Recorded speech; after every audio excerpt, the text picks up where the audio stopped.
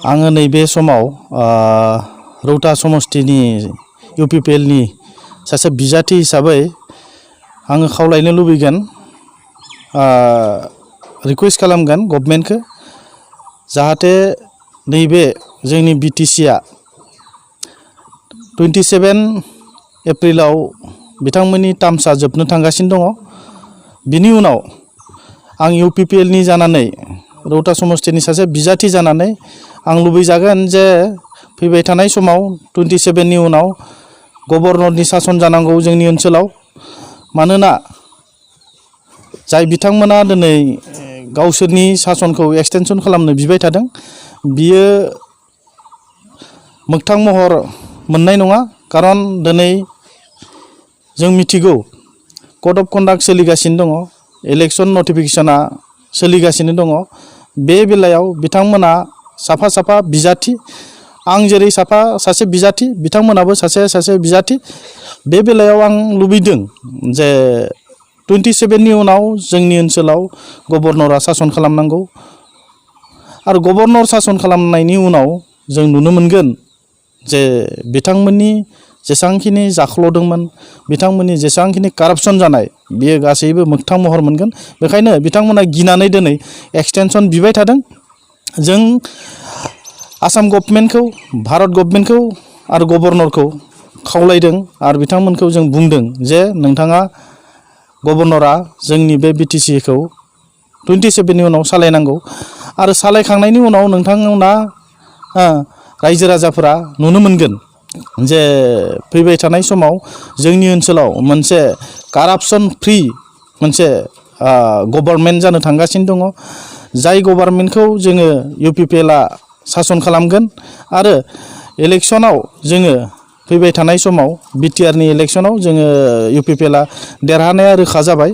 दा बेखायनो बिथांमोना गिनानै जोंनि इउपिपिएल सासनखौ बा इउपिपिएलआ जे गभर्नमेन्ट खालामगौ बेखौ बिथांमोना गिनानै दिनै बिथांमोना एक्सटेनसननि खोथा बिबाय थादों। बियो बिथांमोननि साननाया जाफुंनाय नङा।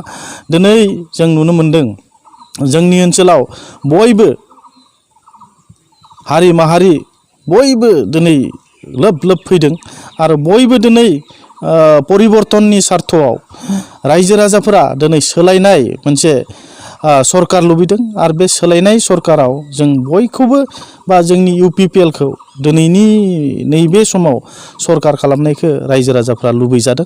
बेखायनो दिनैनि तारिखाव जों गभर्नरखौ नैबे जा मोनसे बुहुमनाङै मोनसे कर'ना भाइरासनि मोनसे गिख्रंथाव बेमार, बे बेमाराव जोङो बिनिफ्राय बारग'नो थाखाय इलेक्शनखौ जिहेतु इलेक्शन कमिसनारा फासयनानै होबाय, बे बेलायाव जोंनि नैबे बिटिसि खुंथायाबो जाहाथे दा बिटिसि खुंथायाबो जोबनो थांनायाव जाहाथे फैबाय थानाय समाव जे गभर्नरनि सासना जायो, जों बेखौ लुबैजादों।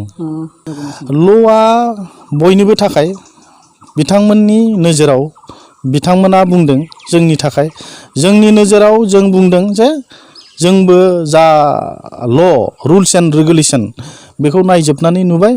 आरो बेखायनो दिनैनि नैबे मोनसे गिख्रंथाव जाथायाव, कर'ना भाइरासनि मोनसे गिख्रंथाव मोनसे जाथायाव जाहाथे इलेक्शन फाथिनाया एसे उसुबिदा जादों।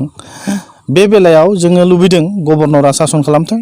गभर्नरा सासन खालामनायनि उनाव जों नुनो मोनगोन जे जोंनि ओनसोलाव मोजां मोनसे सासन बेबस्थाया फैगोन।